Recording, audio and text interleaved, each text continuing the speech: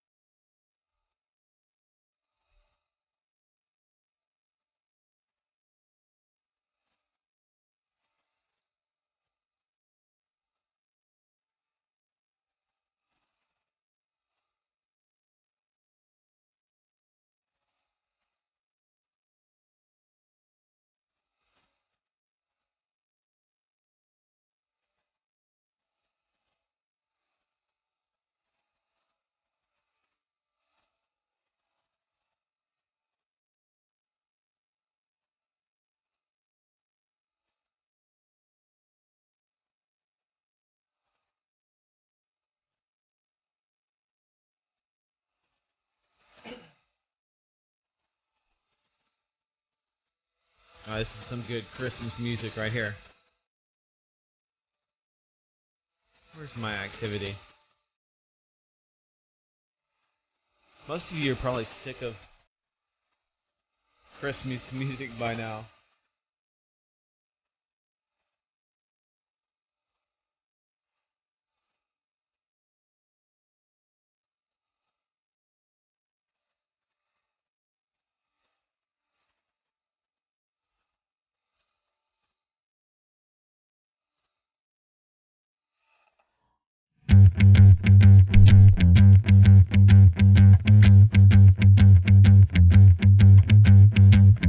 Demons to whom it may concern, whether about or alien. If you come visit this place, could you take me with you, please? I can tell you about Earth. My general knowledge ain't superb, but I know a lot about art, and that tells you a lot about us. This dimension's getting boring. I'm Merry Christmas, Douglas. Yeah, what's up? Merry Christmas, Charlie McGrath. Dougie Owen. Oh, yeah? Merry Christmas to you. I dare you to say Christmas. It's so taboo. Happy holidays, happy holidays, happy holidays. I go out of my Happy way. holidays, I'm not even Christian. Festivus. I go out of my way to tell people happy or Merry Christmas, or Happy Christmas is even better. Merry New Year, Happy Christmas.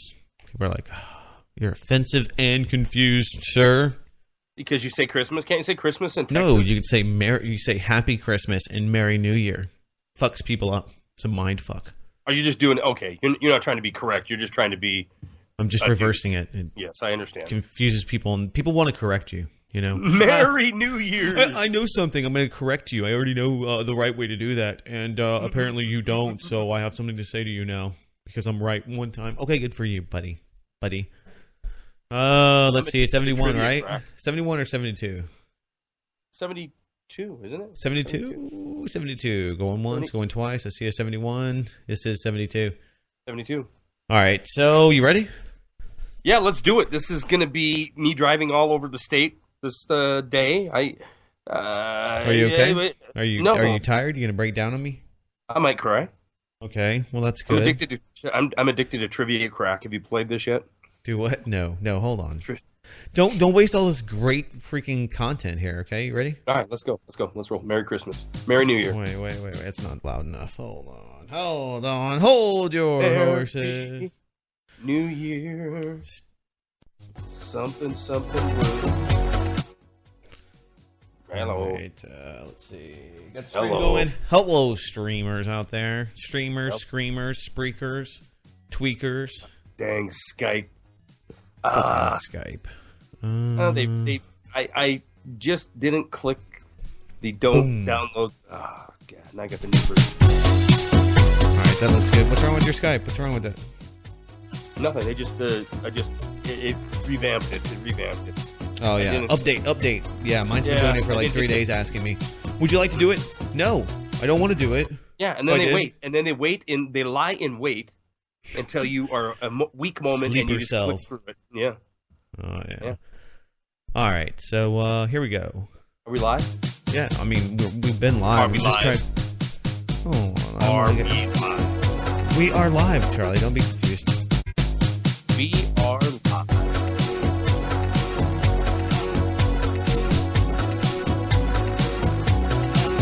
I talked. And welcome. This is Doomcast number 72, a.k.a. Doomcastmasaquanzaka. Doomcastmasaquanzaka. There we go. That's hard to say. It is. It's a little bit of a tongue twister. Or, it's going to be one of those things. It's going to be hard to market, but I think we can do it. I think we should have a t-shirt. Can you throw a Hanukkah thing in there? Yeah, Kwanzaa.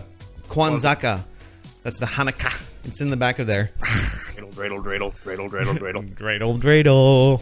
What's up? Happy Festivus Eve. Today is Festivus Eve, and it's the Santa Rally. People are excited. On Wall Street. What's the Santa Rally? Come on. Oh, on Wall Street. I got you. Oh. I thought you were talking about something in Texas. Some kind of weird Texas thing. It's where we round up reindeer and shoot them and eat them. Shoot them dead. We put a red dot right in their face and call them Rudolph. In Texas, they shoot them from helicopters. Not really. I don't think so. Maybe some people. You shoot pigs from helicopters. Yeah, but that's just because they can. Well, why not?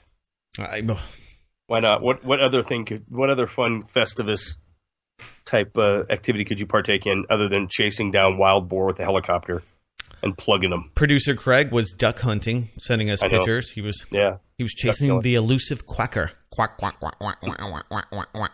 Well, I didn't remember seeing any game pictures. Did he get any?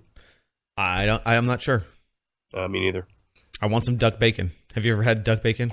Absolutely. Oh. I've had duck everything. Really? Yes. Really? Are you a duck fan? I'm not a big fan of duck, but we hunted them a lot when I was a kid. So I've had duck every way you can cook duck. And That's how it's not bad. Texas you like kids duck? are about. No. Well, yeah, I do like duck. It's just one of those things. It's a little gamey. But there's a lot of great ways you can cook it. So exactly. It's not... There's a lot of ways you can make duck not taste like duck, and it's palatable. Right. And it usually involves bacon.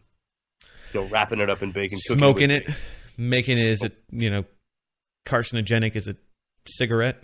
Yeah, ducks are disgusting animals. I mean, to me, when you go hunt them, they're very stinky, and it just reminds me of like a pigeon. They're greasy little bastards. Yeah. And then if you get the wrong kind of duck, like a coot, have you ever heard of a coot? I have. Oh God, I was mallard hunting before and shot a coot by mistake, and do the right thing, bring it home. I'm gonna cook this thing up. I had to paint the house. It stunk so bad. It was just coots are disgusting, and I think some people really like it. It's like eating a ferret or something. I would equate it to that. Yeah, something. Yeah, a bottom feeding something. Just gross, greasy, gross. Worse than the catfish. No. Yeah, I mean, yes. I actually don't mind catfish. Oh, I love it. Love it. Me too. Love it. I had a catfish. When we were in China, if you ever want to be just absolutely freaked out, and you go to a place like China and you think they got pictures of the food, and we had a guy there that was translating, and it was a catfish, and so we ordered it, and Owen, it was so horrendous. I mean, they partially cook it. They partially cook this thing, and they serve it to you as like a stew. And in China, everybody's sitting at a round table, and it's like a big lazy Susan in the middle with all these entrees on this lazy Susan. And it spins around, and you grab a little bit of this, a little bit of that.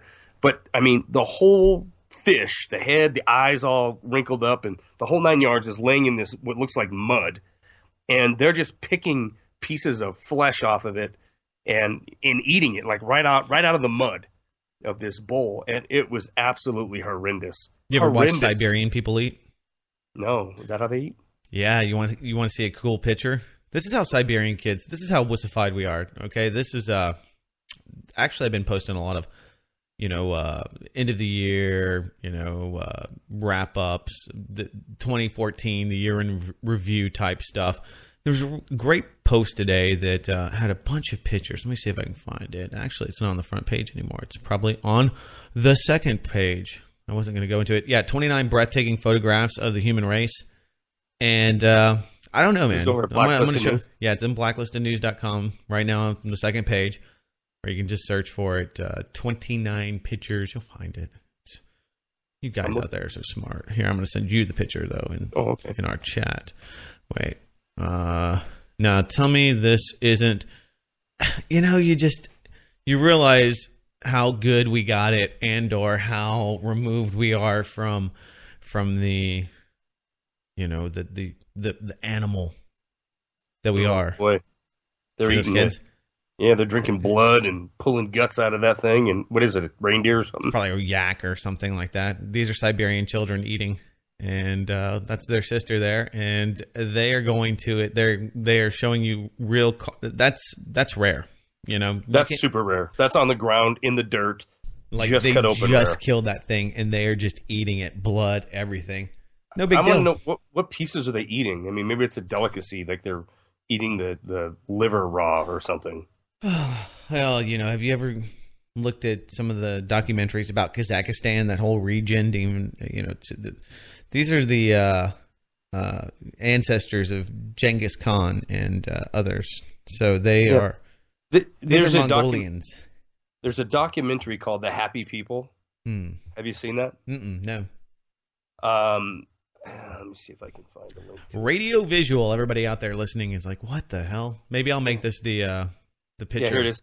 The happy people a year in the Taiga, and it's about Siberian. Okay.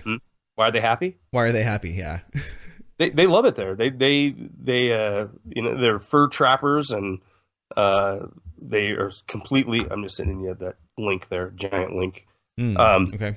They don't answer to anybody. They don't. There's no pressure of a modern world. They're, the men go out for 6 months a year out into the wilderness and have a series of camps set up, like little log cabin shelters that they built in the summer past, and spend the winter trapping sables and foxes and things like that. And they're just a happy bunch. But you want to talk about having to, and a lot of these guys ended up here. Some of them are these, native looking people, like you have in the picture of these kids in this horror scene of ripping apart this animal and eating it raw. And some of them are Russian looking type people. But, some of the people ended up there because they were in gulags and were released, and they just kind of hung around. Others were state trappers in the Soviet Union. And when the Soviet Union fell apart, they just stayed there and continued to trap as, I guess, a free market capitalist trapper. But they love the lifestyle. I don't think they're capitalist trappers, but I think they're very communal. I don't know about that. I don't know about that. I don't know if it's worth arguing over, really. But probably not. But you should watch it because it is interesting to see how these people. They make everything. Owen, they make everything from scratch, including the skis that they tread in the deep snow with, to the rope that they make out of leather, and the clothes that they're making. They're weaving and making themselves. And they're just completely self-sustaining. The only modern convenience in that whole thing is a 1950 Skidoo snow machine that one of them rides around. And for the most part, they just rely on dogs and their own ingenuity to get things done. Yeah, they've been doing it forever, I'm sure, since the beginning of time, for quite some while, and quite happily. But I tell you what, isn't it the whole idea that if we're just consumed with whatever we do, that we would be happy again, and I'm sure if you hook these guys up to an EKG, they probably are happier and more satisfied and probably live a higher quality of life than, comparatively, maybe the average Westerner, the average person. It. You think? I would believe that in a heartbeat. But they're ignorant. Is that the idea that ignorance is bliss? That being I don't isolated from the world. I would say they're isolated. I wouldn't say they're ignorant. Well, I think that's what isolated is. You just don't know about the rest of the world because, I was talking to a buddy of mine this week, and he was saying, back when my grandmother would, make a loaf of bread, that was an all-day affair. My wife has been making rolls for Christmas today, and that's an all-day affair. Make a roll? Rolls and food, but, some handmade home-style rolls take hours. And so, everything's labor intensive. You don't have any free time. Really, your whole life is consumed. It's a hand-to-mouth type of world you live in. But you don't have a lot of time to really maybe, ponder being depressed or wondering if maybe there's a pill that's right for you, maybe a new antidepressant. You don't have time for that stuff because you have to eat. So it does kind of... Yeah, I don't know. I think in some ways you're making it sound like, their day-to-day just surviving is consuming all of their time. And maybe that is the case in some parts of the world. But in regards to the people of Taiga, I'm sure that's the case. And you get into, sub-Saharan Africa and some of these tribes where they're, high death rates and they're doing all they can just to survive the day. They're surviving the day. It just takes a lot of resources. Yeah. That's the comparison to what we have today, what you and I and others listening to this podcast in its electronic format do enjoy is free time and the ability to, have technology. But there's also a lot of people that we probably know and maybe listen or we've been exposed to them through Doomcast or some of our other ventures that we do, who I believe are stuck in a cube. They're stuck in cube world. Now I know you're not because you're out there, doing your gig and you're out, seeing customers and that kind of thing. And I am as well. I travel quite a bit. I'm mingling with the little people out there. Hello, little people. Yeah. Yeah. But I think there is a large chunk of the population that is trapped in a cube, and they really don't know why they're doing what they're doing other than to, make the payment. And, and I think there's a lack of satisfaction of a guy who just changes papers all day long, or, is it a call center, or, is he's a cog in a corporate machine. There's something missing I think it's easy to have the feeling that something's missing in your life. Now, I get that. Well, I think that, I've had to wrangle with this because I don't think that you can look for happiness through a job, or that there should be maybe a distinction between that. Some people define themselves by their career. Like sure. I know people that I'm a lawyer. That's my gig. You ask them, so what are you? I'm a lawyer. They've self-identified. I think it's about being fulfilled. I mean, there's people that I know that are mechanics. They love it, and they go into work in the morning. They have a project, and they've seen the fruits of their labor by the end of the day. I've been in the building industry for 2 decades, so I know a lot of people who, they love the fact that it's 20 degrees out and they're driving their 3/4 ton truck to their job site and they're building something with their hands. And so at the end of the day, at the end of the project, they can see that the fruits of their labor. But I think there's a lot of people that don't have that satisfaction. That is just, well, yeah. I mean, if you have a crappy job that that's not your career, and a lot of people are like that. They're in a job that they need to, be in to get money, and maybe they're a singer deep down inside, an artist, a musician, a starving artist that's working at Taco Bell. Are you really, a sandwich artist? Probably not. I mean, I'd hate to think that is a limitation. Not that, I got a buddy of mine, his brother he's a manager for 4 or 5 different Burger Kings, I think it is, or he worked for Burger King and now he works for Whataburger, vice versa.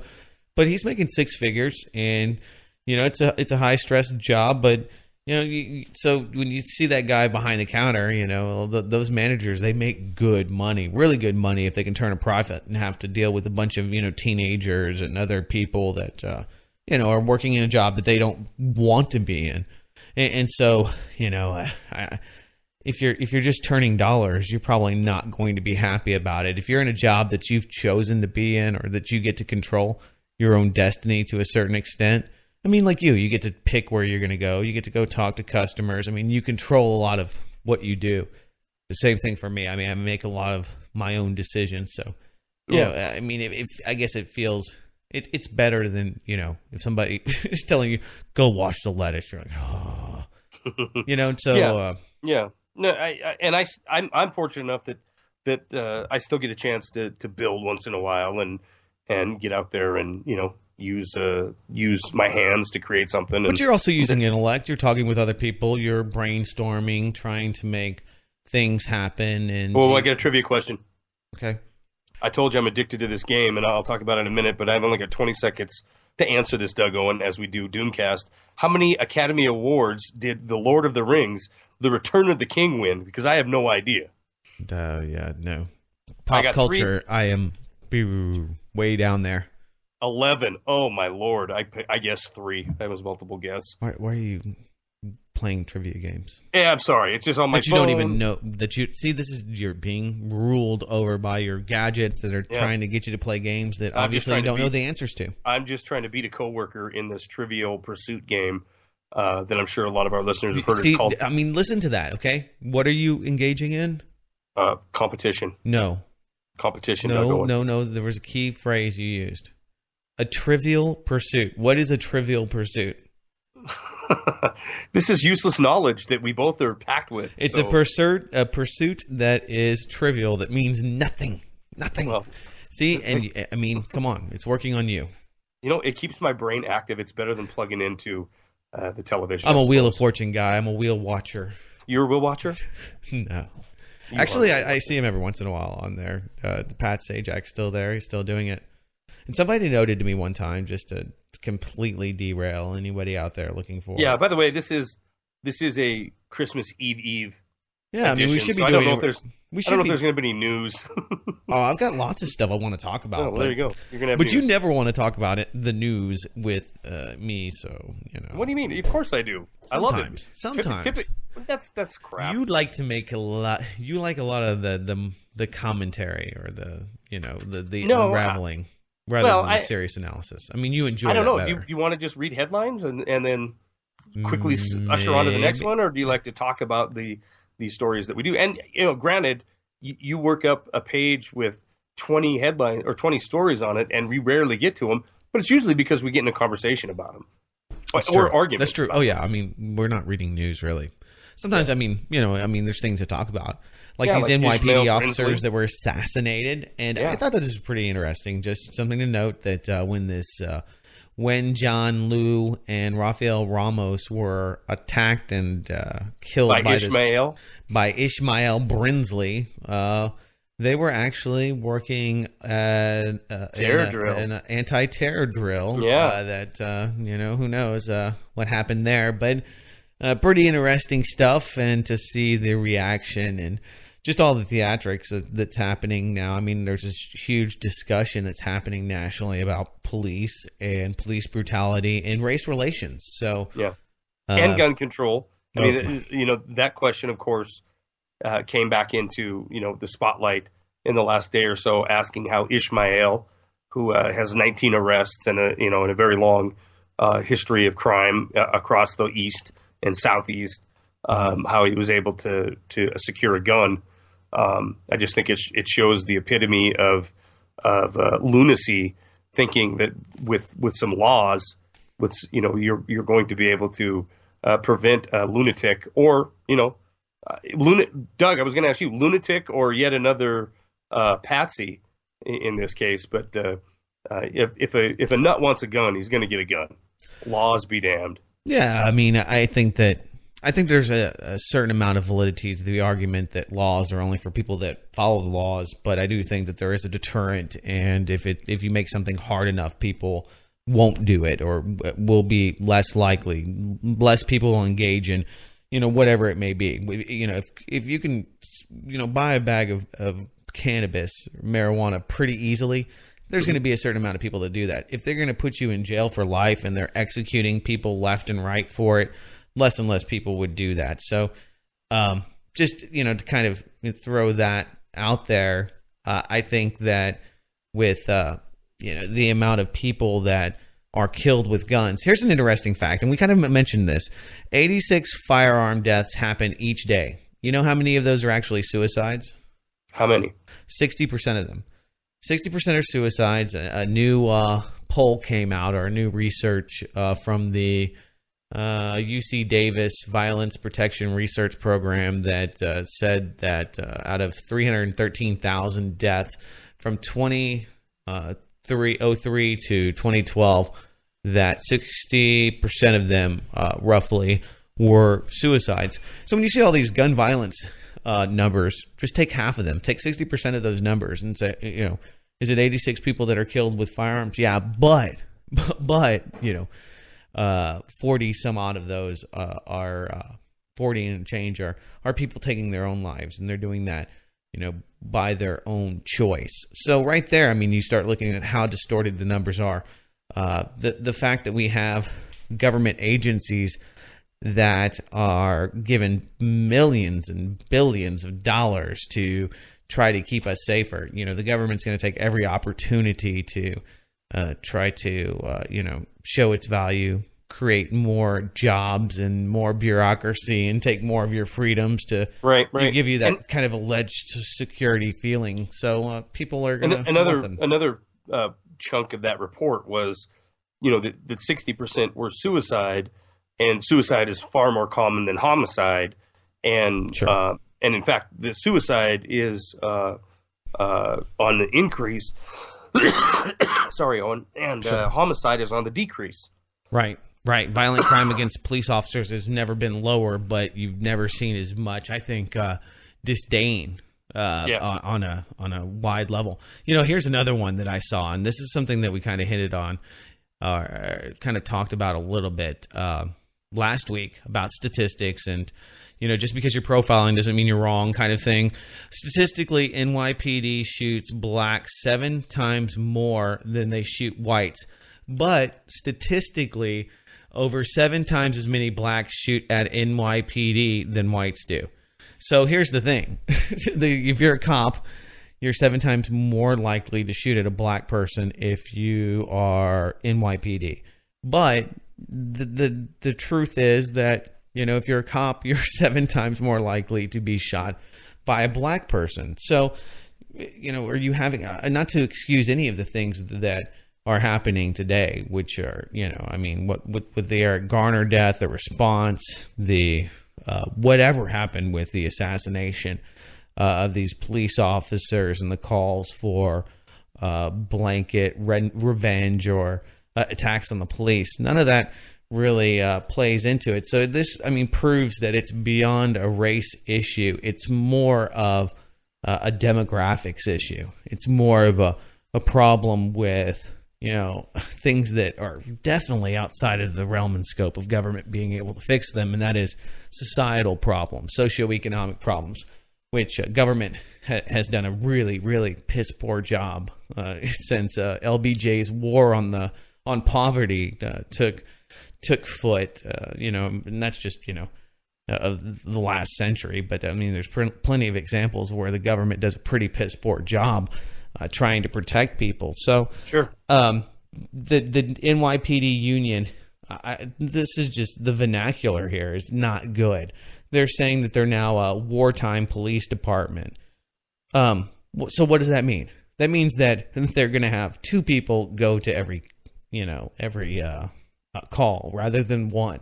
So I don't know why they have to use the vernacular, which is very inflammatory, saying that it's, a wartime police department. But the thing I thought was also interesting is that back in the 1970s, there was a huge wave of police assassinations. And so this is the last time they've instituted this quote unquote wartime policy since 1970. So it's interesting. You see all these cycles, and as much as you realize how bullcrap and overhyped a lot of the things that are happening today really are. And the same exact thing happened just 40 years ago. Well, I don't know if it's the same exact. It would be. I'd be wrong in saying that these things don't cycle, and there hasn't been social consequences to the actions on both sides in our history. But I think some of the things that are. Is that a Trivial Pursuit? I don't know what that is. I hope it's a new question for us. It's my other laptop. I was pulling up a story about the protests that are going on in New York right now. The anti-cop protests flood New York City despite de Blasio's appeal. Right. He wanted them to be able to bury the police officers before they continued. Right. And they said, screw it, we're going out there. And they're out there. Yeah, so the protesters aren't on his side, and of course the cops aren't on his side. They turn their backs to him because, he's trying to play political correctness, and that's just not going to. Well, that's not going to work. Let's jump back. I like I said, I still want to get, if there's going to be a conspiracy, angle to this. I figured that you would be the one to ask about it with little Ismaaiyl. 28-year-old guy, big time trouble with the law, been in and out of, briefly in and out of institutions, shoots his girlfriend in Baltimore, I believe, the morning of the assassinations, and then hot tails it up to New York so he can commit these crimes. Then, after he puts a bunch of tweets out there saying he's going to put wings on pigs and put pigs in a blanket, he goes and shoots these 2 guys, runs to a subway stop terminal, and shoots himself in the head in front of everybody. You think he's a mind slave, maybe? I don't know. He's either a nutbag, which is obvious. No question, psychotic. The history that he's had, and the amount of people that are just out there that aren't committed anymore like you used to.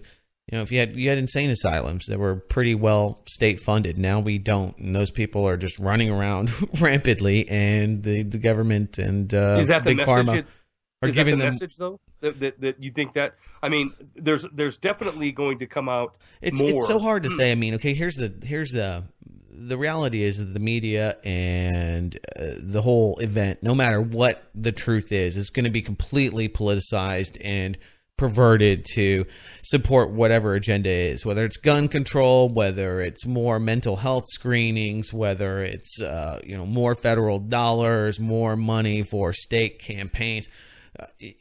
You name it, those groups, those political action committees are going to use it. I don't care what it is. So you can't really use that as, well, who done it? You can't use that as cui bono, because there's lots of people that benefit. But, every time somebody shoots somebody, the NRA profits because people don't want their guns. Yeah, they don't want their guns taken away from them. And anti-gun groups profit from it too. So it's like, who profits more? It doesn't mean, is the NRA? Are they doing all of this? No, obviously not. But they do benefit from these kind of media events. You see the irony in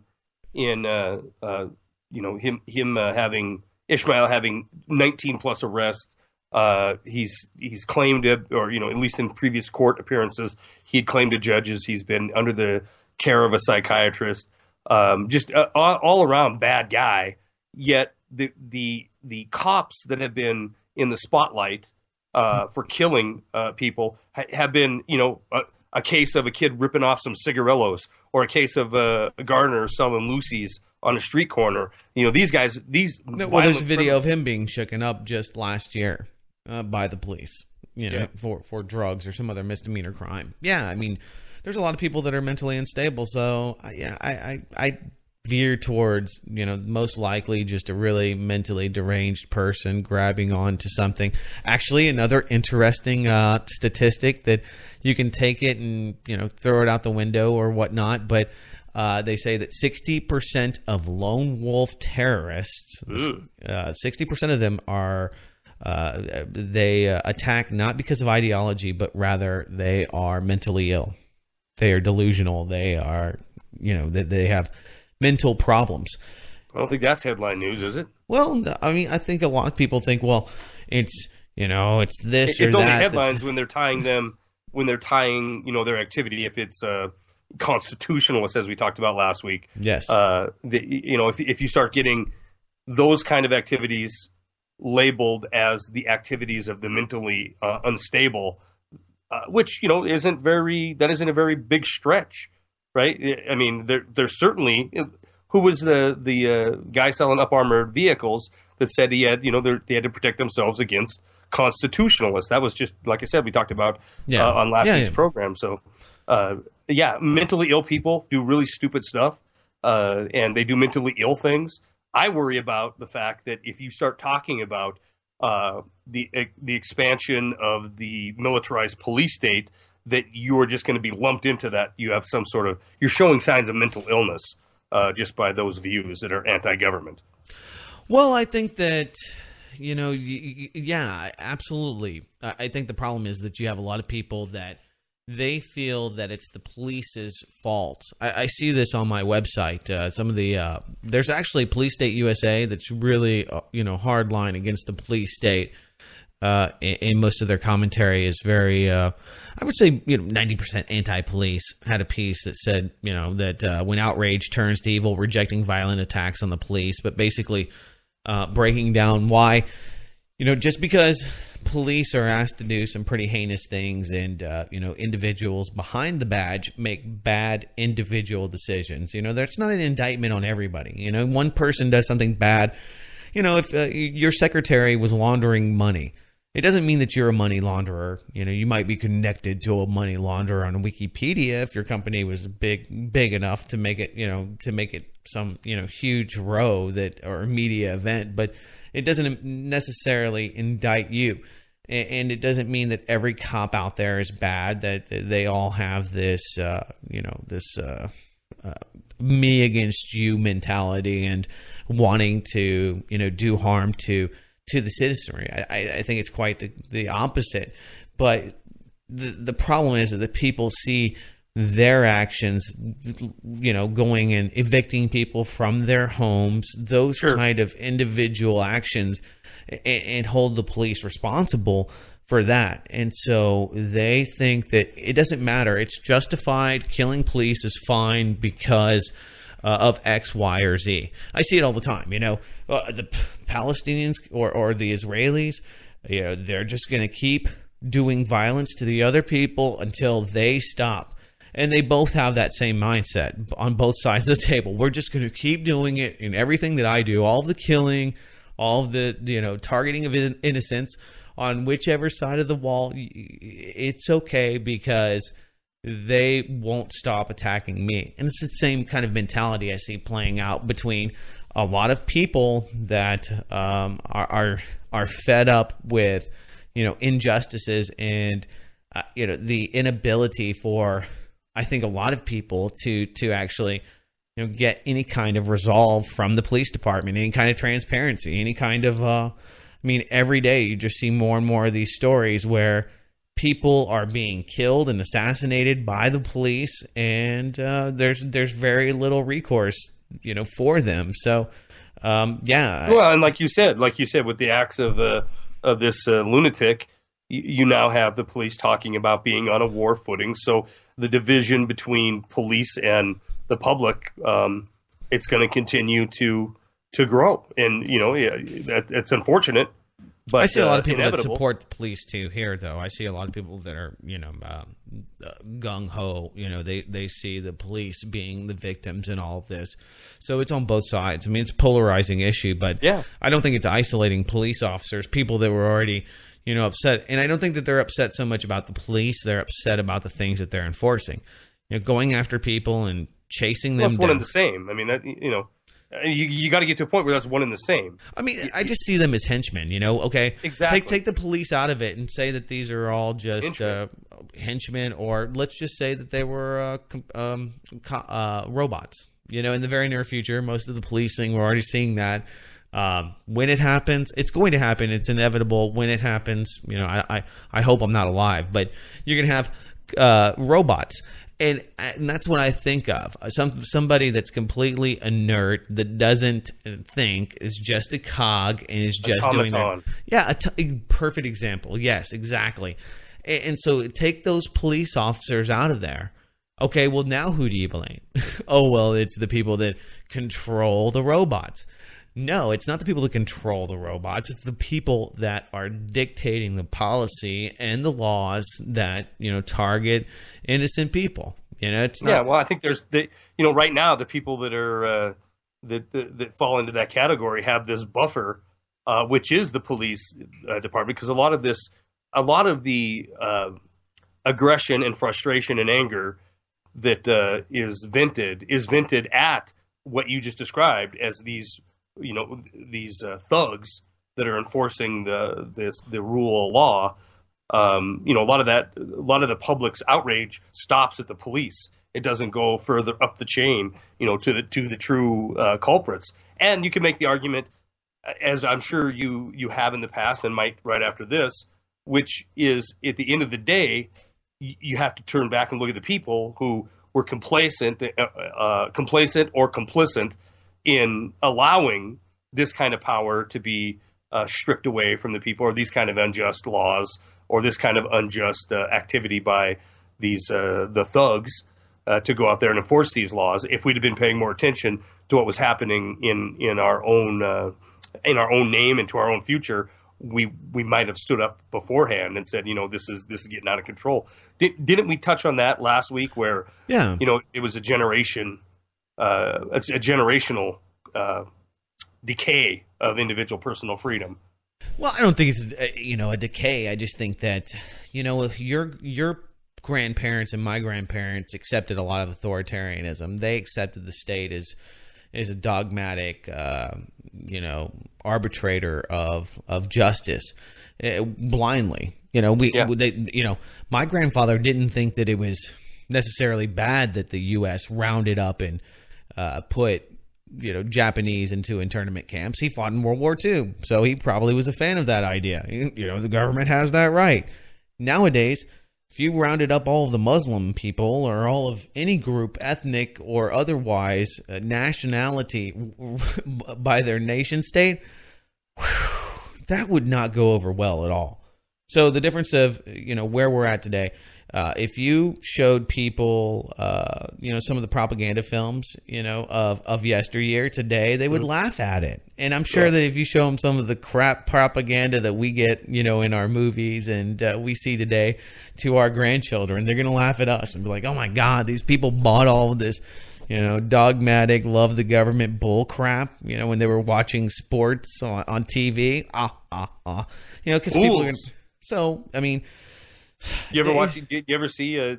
You can go on YouTube and watch these propaganda pieces that were put in front of movies back, especially during World War II.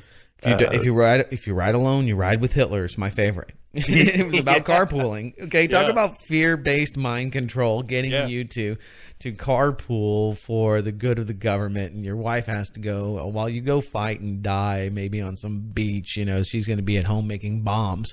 There's a new movie that's glamorizes and glorifies bombs, or maybe it's an older one. I just saw it today on Veme, so it's probably a really old movie that they're giving to Veme's a Spanish channel that I leave on that usually has.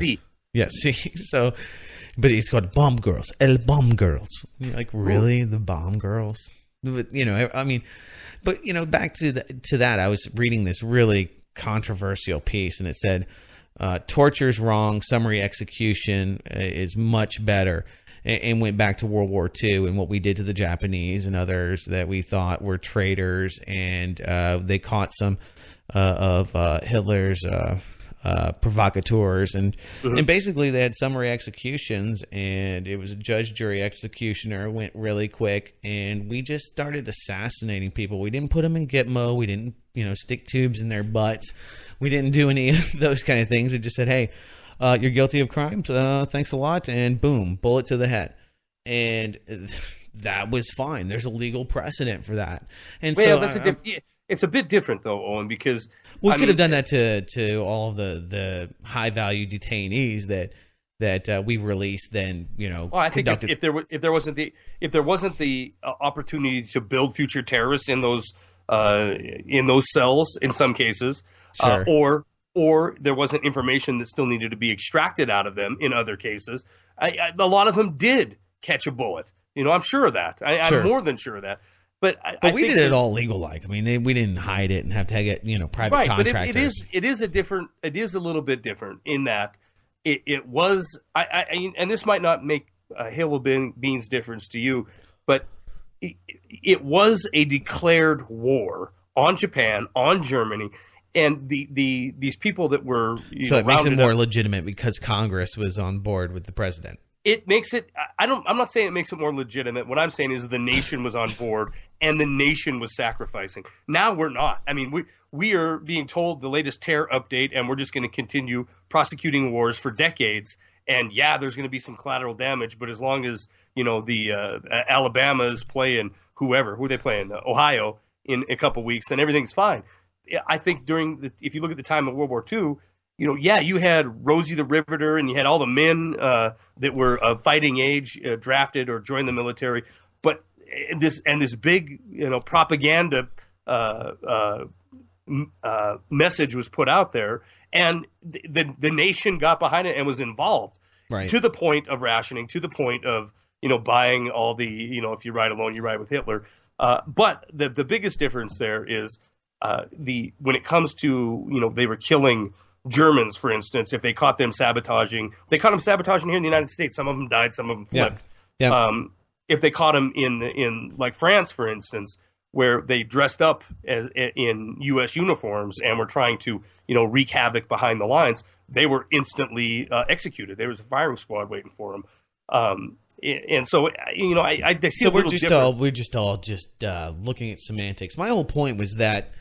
We look back to people of yesteryear and we romanticize, well, it was different then. I just don't think that the same things could happen today that happened, under the watchful eye of the American people. We have this republic that we hold so mightily, and, it's so much better. But Even though that we have all these things, and we do have the republic, and we do have democracy, and even a lot more freedom than a lot of people, it hasn't stopped the U.S. from becoming the behemoth, militarized police state that it is today. So, yeah, I think I'm still kind of stuck on the propaganda aspect of it, where propaganda is always used in order to try to achieve the political gains or the political desires of a country's leadership at that time to affect that agenda. Sure.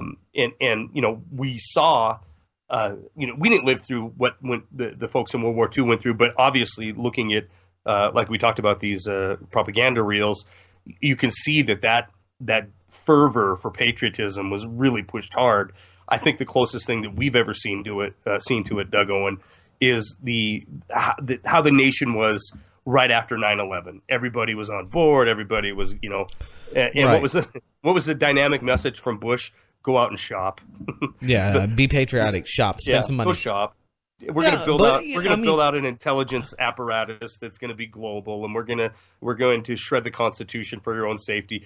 Don't worry about anything. Go shop. And but here's the thing. This is my only point, is that we've shredded the Constitution over and over and over again, and you're gonna be hard pressed to find a time where somebody wasn't shredding the Constitution, and it's just non-existent. It's really a rule by crisis that's exactly world right. that we've lived in for quite some time. That's nothing new. I don't argue with that at all. It's nothing new. It's not changed. People that say that the Constitution, and this drives me freaking batty, Owen, that you'll talk to the recently starting to roll out of their slumber set, because they're sick of Obama for 8 years, and they'll come to you with this argument because they heard it on whatever, Hannity or Limbaugh, that Obama shredded the Constitution, and we were fine before Obama. We had the Constitution in place. Same thing with Dems and George Bush. Absolutely. It was all George Bush. It was all George Bush and Dick Cheney. Although I do lay 9/11 squarely at their feet. And it's a business decision. I look at this more and more removed all the time. And profit loss statement. Well, come on. We need to rival what's happening in China. The U.S. people are not going to buy into it unless we have something big. We'll use this event. We'll use 9/11 to go after all the ne'er-do-wells that we have and their opposition in Iraq, and we'll use that as a cover. But this is going to be good because ultimately it's going to pave the way for a new American century, a new Israeli partnership, a new control for the Middle East. It will set the stage for the next 50 years. It's going to bring in the new Bretton Woods, and so you start thinking it like that. Okay, well, that person can probably say, "Hey, I am a national patriot," and you say, "My God, how effing evil! How disgusting!"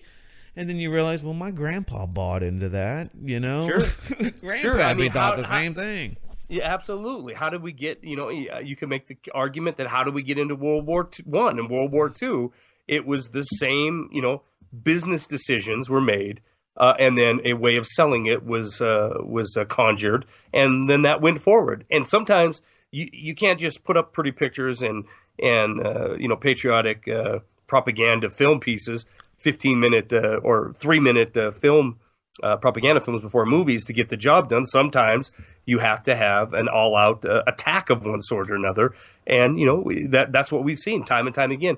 Governed by crisis, be it 1929 in the stock market crash, be it December 7th, 1941, be it the 9/11, be it 2008, be it the next crisis event that's going to allow more legislation and more control to be filtered higher and higher to fewer and fewer people. But I agree with you 100% when you say it's a business issue. It's all business. It's all business. Everything else is bullcrap. It's all about business. And if you want to know who's running the show, you need to know who benefits from the actions that are unfolding before us. You want to know? Look at the Dow Jones. I mean, here we are, right? Years and years after the collapse of 2008, where the middle class is shrinking. And Doug, I know that there's some economic activity still in the country, but on a whole, the position of the people of this country is that consider themselves middle class is continuing to go downward, and yet we see 18,000 on the Dow. The interests that were begging for a handout in 2008 are now completely dominant on the global scene. More interaction, more being tied at the hip with what happens inside of London or what happens in Europe. More control by central banks around the planet, and a positioning of like you were talking about just a minute ago, establishing the dichotomy for the next century. I don't think it's going to last the century. I think there'll be severe cracks in the future. But a business model was laid out, and we're watching it play out.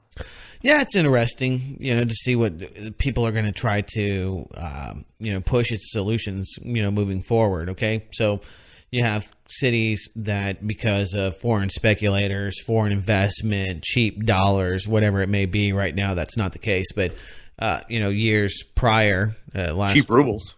Cheap rubles. I mean, that you're going to have huge amounts of speculation into what's happening in Russia. This is a great time to buy, especially if you're a foreigner, and to balance that and to keep and appease your population. It's a card trick for sure. Look at what's happening in Belarus, which is tied to the hip with Putin. I mean, they've got bank runs happening. Things are not good, and Venezuela is in the same kind of way on a lot of fronts, and it's not all because of the United States and non-governmental organizations and U.S. aid, but those groups are there to just needle the people to death. They're there to just keep. Yep, you're screwing it up. You haven't diversified that portfolio. We'll just help push you right over the edge. And that's just that's the game they play. Economic coup. I mean, economic coup is it's a great term. It's a great term. Yeah. Here's one that'll make me get your goat here, since it's Christmas. It's Christmas. All right. Jesus was tortured and killed. Today, most Christians are highly supportive of torture. The Religion Dispatch gives us these bizarre details. A new Washington Post ABC News poll finds that Americans, by a 59 to 31% margin, believe that the CIA treatment of suspect terrorists in detention was justified. Now, this is, of course, people that identify as Christian. So before we get into the argument of whether or not these people are Christian and whether they're good Christians, because that's completely I would never subjective. be so presumptuous to say it's very hard to know if somebody's that they a good Christian. are a Christian or not, or a good Christian. But by people that consider themselves Christian and identify by that, I would, I went to Christian school and went to church as a child, and I don't consider myself to be Christian. So, I mean, that means something, I think, to people that identify by that. Let's just establish the fact that the people reported to this polling agency that they were Christian, and leave it at that. Right. So let's take them at their word. They're Christian. Okay. So 69% of white evangelicals believe the CIA treatment was justified. Imagine that. Just 20% of other ethnic and minority groups think that the treatment of these detainees was justified. So here's the deal: if you're Christian or identify as Christian, and or even more so, if you happen to be a white evangelical Christian, you think it's okay. It gets up to the point where a full 75% of evangelicals here and other Protestants believe that the CIA torture was okay. So, what do you make of that? I mean, what do I make of it? There's dumb people that are Christians. There's dumb people that are. There's just dumb people, right? And you talk about this evangelical, this hardcore evangelical set. Namely, I hope I don't offend anybody, because I know we have listeners in the South. But man, I tell you what, I've been down there, and I actually have family lives in Alabama. You could get them to come out and say we need segregation again. That's the you could get a pollster to come back. I bet you some shocking statistics of the evangelical white Christian that would be for segregation or, return to the dominance of the KKK in the South, and then call themselves Christian. And you know what? Who am I to say if they're Christian or not? That's a completely different issue. That's a complete belief system. It's a belief system, yeah. And that's that's a good point, because when we talk about the radicalized jihadists, they're like, all the Muslim problem. It's like, well, anybody that's a nutbag can say they're Muslim or convert to being a Muslim and decide to bomb something. That can't be an indictment on the guy next door that is Muslim. That doesn't mean that there's no correlation, though people try to make those correlations. Same thing with this, here, that just because white evangelical Christians are, and the way they really couch it is evil, evil Dick Cheney types. That's what I glean from it. But it doesn't mean that you're. How else could you? I mean, if you read a study like that, and it's pointing out that Christians are by far and away in favor of torture. I think that those are the people that have been targeted and have more fear and believe that there really is a Muslim agenda, that Barack Obama and the Muslim Brotherhood and the Democrats and the UN are coming to get their guns and their gold, and they have to give money to Glenn Beck to get to the get behind the wall at one of his Liberty housing places that he's building there in Idaho. Those are the people that are like, oh my God, he's come. He's this. How many people? I can't wait for 2016 to figure out who the new Antichrist is. Bush was the Antichrist, of course. Absolutely. Obama's the Antichrist, bringing about World War III. I just want to see what the next one is. Is it going to be a Clinton or is it going to be a Bush? Well, there's your choice, isn't it? I mean, that's unfortunately what it looks like it's going to pan out to be. Yet another Clinton. I think it's no. I don't think it's unfortunate at all. I think it's absolutely very fortunate for you and I and anybody out there that says, "Hey, the whole system's rigged," and there's just like 5 families of a dynasty. I mean, this is almost like the Ming Dynasty. It might even run longer if we can get another 2 Bushes in there. So, their lineage with the royals in England and their lineage with the royals through all about Europe. The Windsor family. Yes, another Blue Bloods and the other. Tully, those people. Anyway, I think it's great. I mean, it just kind of shows you how there is no choice. We have millions of people in this country, and only these douchebags have the ability to rule over us.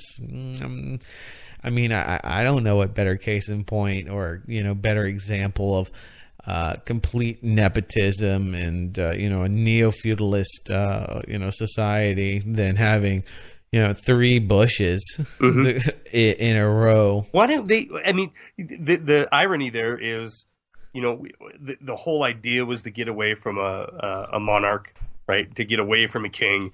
And what evidence could possibly be better than the time that we've grown up in, that it is a monarchy?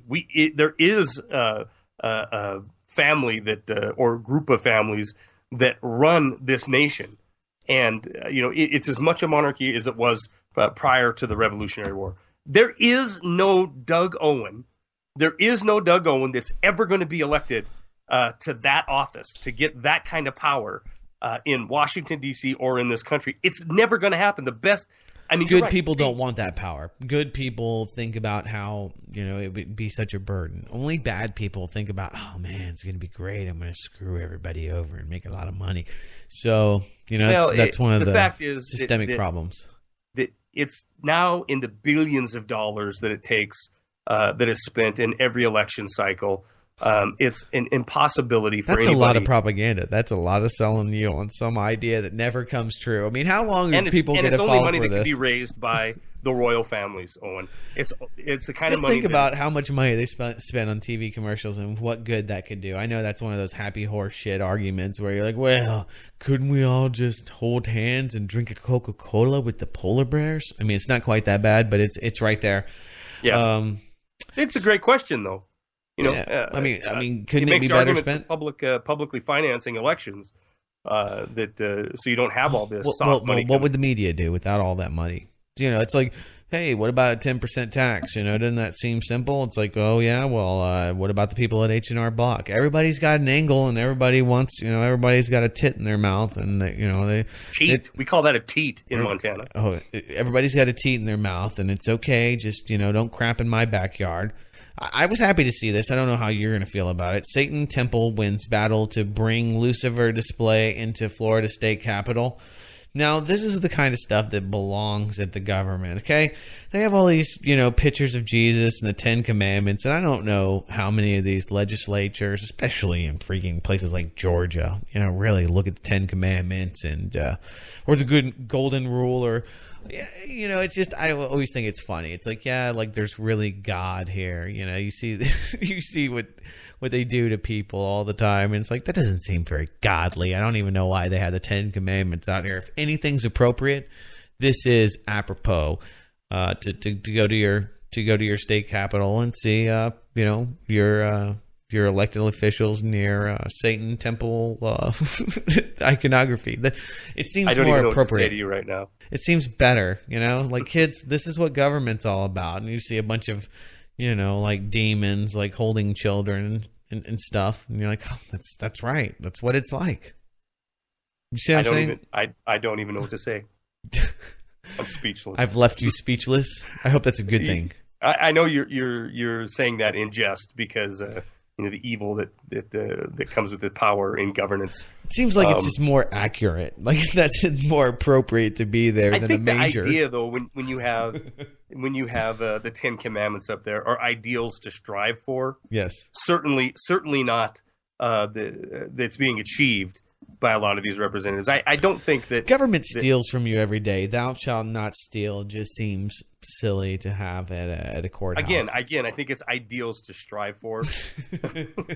I don't think they're carrying out the Ten Commandments. I don't think they're living by the golden rule. So those Ten Commandments there aren't doing crap. There's no point in having them there. I just, it's a So you want to be more reality based. Let's take all the freaking icing off of this freaking cake here, and let's take the lipstick off this pig and call it what it is. Evil. Yeah, it's absolutely evil. There should be pentagrams and gargoyles. There shouldn't be Bibles and nativity scenes. And well, you know what? Maybe you're right. Maybe because I do believe most of the people in this country, most people in general, are good. Maybe if we were showing government for what it is, these evil scumbags that will stop at nothing to amass power and show what they truly worship, maybe it would affect some real change. It might not be a bad idea, Owen. Fa la la la la la la la. I got a movie suggestion for you. Oh, really? Well, yes. Before that, officials in Ohio have ordered a man to take down his zombie nativity scene. Have you heard about this? Nope, not at all. Go ahead. This dude had a badass zombie nativity scene, and the officials were called. There was a complaint. Dun dun dun dun. Snitch. Neighborhood snitch. Complaint. Yeah, the neighborhood snitch that's calling on you and your dogs, or maybe on yours. Snitches get ditches. Stitches. Oh, ditches.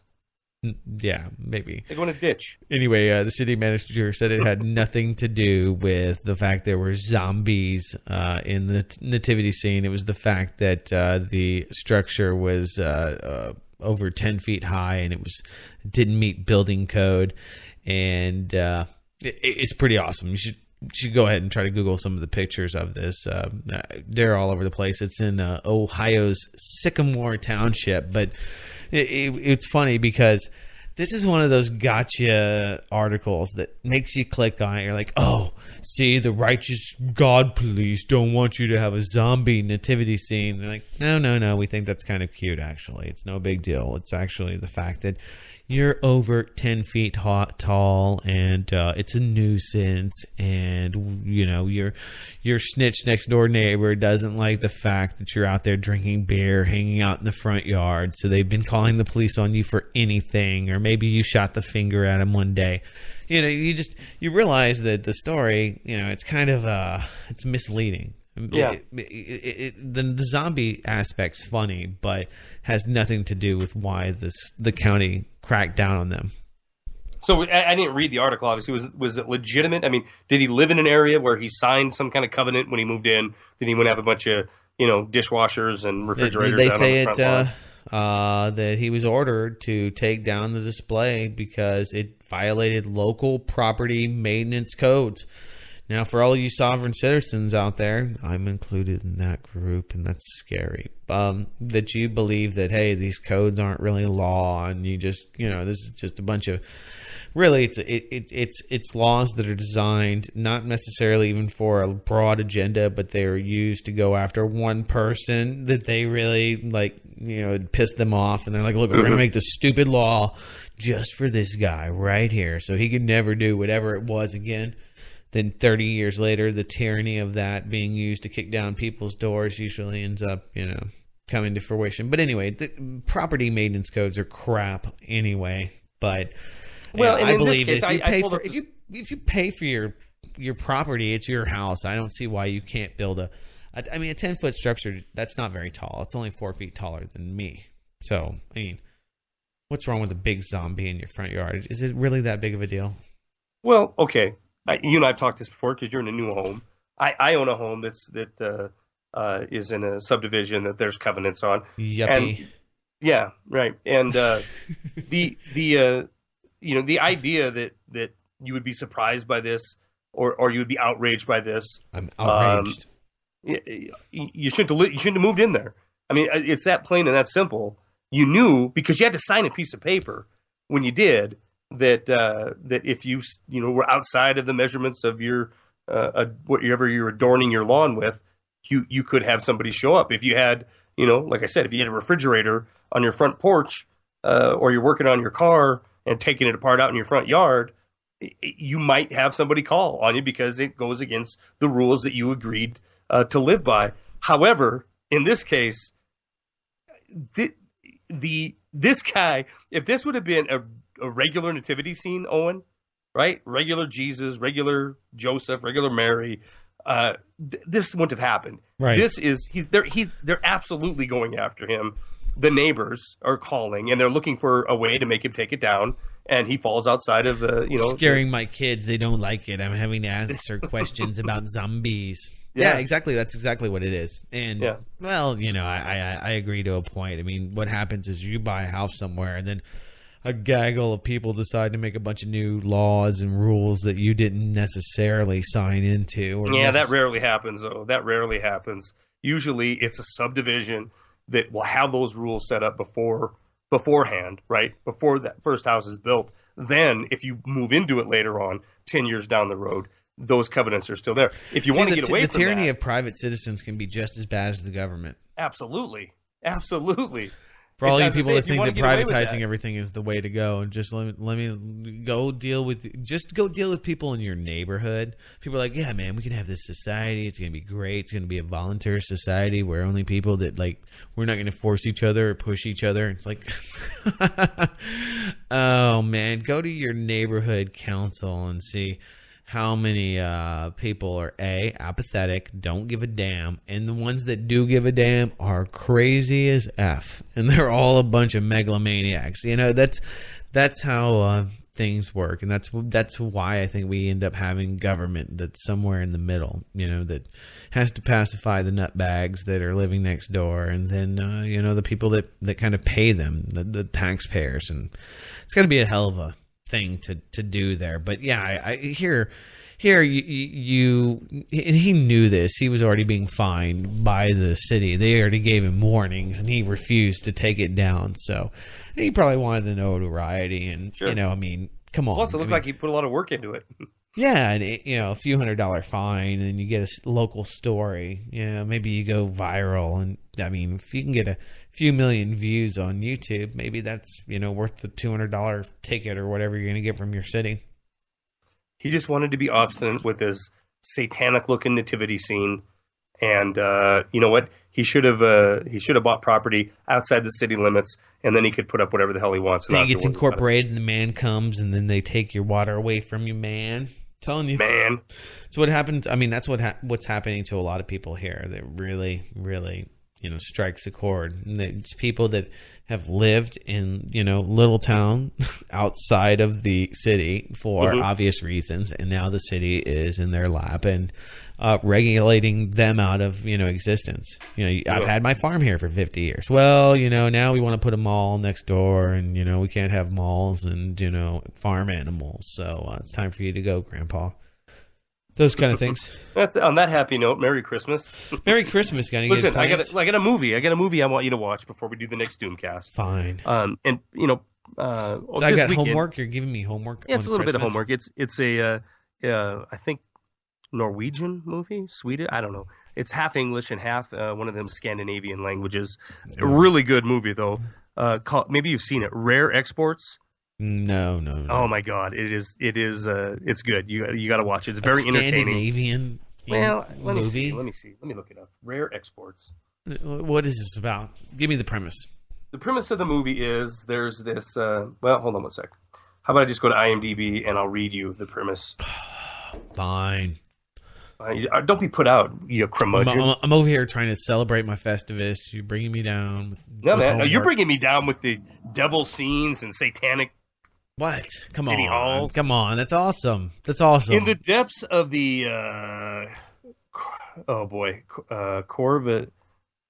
Corvatuntria Mountains, 486 meters deep, lies the closest ever guarded secret of Christmas. The time has come to dig it up. This Christmas, everyone will believe in Santa. So, let's see if I got any more I can give you. I paid $2.99 on Amazon Prime to watch Christmas Vacation because my wife had never seen it. I was like, "What? You've never seen Chevy Chase and Lampoon's Christmas Vacation?" And she said no. And we watched it last night. And that's really hard for me to do because I'm so ADD. I'm just all over the place, and especially like fictional movies, it's just hard to. Do you have a hard time with like adventure, fiction, fantasy, horror? Yeah, I mean, if it's really great, excellent writing, Finland is great, and Finland is what produces the same Finnish movie, Troll Hunter. They came out with that, which was it was awesome if you're into those kind of sci-fi fantasy. Get it, you'll like it. You'll like it, Doug. Rare Exports, $3.99, Amazon Prime. Okay, so what's it about? It's a fantasy film or something? It's a community in Finland and it borders the Russian Empire, and there's this mountain that is being excavated, and it goes back to medieval times where the real Santa, who was an evil SOB,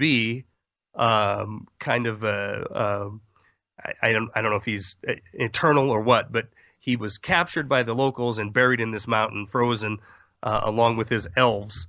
And what Santa really does, he comes out at Christmas time and he either leaves the kids alone, beats them senseless, or boils them in oil. And there's no gifts. So your life's your gift, kid. Your life is your gift. And it's a good movie. It isn't gory or anything like that, but it's a good movie. You'll like it. I guarantee you'll like it. I'm looking for good ones outside of the Rare Exports. If you follow IMDb at all on their rating system, it got a 6.7, which is not bad. I'm a Rotten Tomatoes guy myself. Let's see what it got on Rotten Tomatoes. Myself, not to be an elitist, but that's where I go. Kind of are. Rotten Tomatoes. How many tomatoes? 2 tomatoes or less? No way. Rotten Tomatoes. Rare Exports. Dun dun dun dun. Where's my drum roll? Rare X. So what's the limit? I mean, if it's 3, are you going to watch it? What's the deal? Doesn't matter. Tell me what it says. Well, I'm waiting for it to load up here. Rare Exports. It doesn't say the tomatoes. It just says 88% fresh. Oh, that's good. That's really good. 88% fresh is hot. All right. Well, there you go. So it's good. You'll like it. It's got little subtitles, some English, some subtitles. I'm sure you don't have a problem with that. A guy of your intellect. We'll see. If it's good, I'll watch it. It is good. I get recommended all sorts of bad things all the time. Yeah, well, I'm not all sorts of people recommending all sorts of crap. I never recommend anything. Okay. Spend an hour and a half, 95 minutes. It's worth my life. It's worth seeing it. It's worth 95 minutes of your life to zone. I don't want you to do it when you have something else pending, like you got to go change a diaper of Junior, or you have to take the missus out for dinner. I don't want you to miss anything for it. But when you have an hour and a half where you're looking to unwind a little bit, maybe laugh a little, enjoy a movie where It isn't regular Hollywood. Oh, we didn't even touch on the Hollywood crap going on right now, did we? Why should we? Everybody else has. Yeah, it's going to be released, and if it was not a plot by Sony, man, oh man, are they going to make a double ton of money on that? It's patriotic to see this now. Yes. You should do this to fight communism. Go shop and then watch this movie. If you haven't seen this movie, you need to, because it is a way to screw North Koreans. Yeah, because Lord knows they're just living too high on the hog. This is a way to stick it to the man and tell those commies to eat your shorts. Go watch a movie and take a little bit out of the pockets of Kim Jong-un. Yeah, this is probably great for Kim Jong-un and probably great for Sony and really good for James Franco. We talked about this last week, I think. Yeah. A little bit. Well, but we've had developments. They pulled it, now it's back on. 300. I don't think they ever pulled it. I think it was just some of the theaters. Interestingly enough, though, there's the new bill. It was actually a reaffirming of the Terrorism Insurance Act, which basically the federal government was backing up until very recently all major festivities that if there was a big terrorist attack, that anything over $500,000 that the U.S. government would cover. And that happened to go away right at the same time. It was up for renewal at the same time that this came about. And so all of these, movie theaters, independent operations were saying, look, we're not going to do this after what happened in Aurora recently. We're not going to take on that liability, because that's how sad it is. Everybody's like, oh, I got to cover my ass, ass, so I don't even know how much of it was Sony initiating that. But I mean, the whole thing, who benefits? Why would the Russians, why would the North Koreans do this? And of course, the counteroffensive that has happened without any admission from anybody, but the shutdown of the internet for 10 hours, 12 hours, however long it's been there in North Korea is pretty telling. And the fact that we've spent billions of dollars on offensive cyber warfare technologies, and North Korea is attacking critical infrastructure, which I made this point last Saturday that I guess we were talking about propaganda, and it's a perfect example. If you think that Sony's critical infrastructure, it's critical propaganda infrastructure. It's critical to maybe Japan, but not to the U.S. So I mean that I think that there's a lot more to it than meets the eye. But obviously, the fact that they've pegged this and pinned this on North Korea, when everybody who is, like we talked about Wired magazine and others coming out saying it is almost a virtual impossibility to say that with the certainty that's being presented that North Korea was behind this. It doesn't matter. That hasn't stopped Barack Obama from saying it over and over again and affirming that is what the FBI, which doesn't even make any sense. Why would the FBI be the ones and not in the mix? Yeah, why would it be the NSA or the NSA or Department of Homeland Security? Right. Why wouldn't the Utah Fusion Center be making a statement on this? Why? Why do we have to ask these questions? Go have a good Christmas with the fam. Okay. Or Festivus, or whatever you call it in your. Hey, we've got a Christmas tree. We're doing this thing. Yeah. Or do you call it a zombie tree? What do you call it in the Owen house? In the Owen house, it's a tree. It's your non-existent supreme being tree. No, come on. Now. No. Come on now. It's the agnostic bush. The agnostic bush. It's the pagan bush. Hey, the Christmas tree had very little to do with Christ. I agree with that. How about zero? Yeah, well, I don't know. Here's the deal, though. I thought he loved pine trees. No, I'm not even gonna bite. I'm not biting at that. He wasn't a big fan of that. I don't think he was a big fan of trees. Oh, okay. Well, shows you what I've been listening to. Apparently, You're listening to the wrong crowd. Rare Exports. I want you to watch it. Rare Exports. I want to know why I can't get the freaking audio to come out of this machine here. What's going on? Is my phone dead? I don't know. I don't know why. There it is. There it is. So weird. My name's All Charlie right. McGrath. My website's wideawakenews.com. My co-founder and friend is Doug Owen, blacklistednews.com. I hope everybody has a wonderful Christmas. I'm assuming we'll be back next week in between Christmas and New Year's. And we'll get somewhere in there, I'm sure. Yeah. We'll make it happen. All right. And until then, if you want to contact me, info@wideawakenews.com. If you want to contact Doug, Doug@blacklistednews.com. We'll see y'all next week. Have a great Christmas Eve and Christmas Day. Enjoy. Yeah, and we've got some Peace out. Peace out, and we've got some support this week that we'll address on the next show. Just a few donations, so continue to support us and throw that outro one more time. Peace out, y'all. Peace out, everybody. Peace out. Peace Bye, buddy. All right, man. Bye. See ya.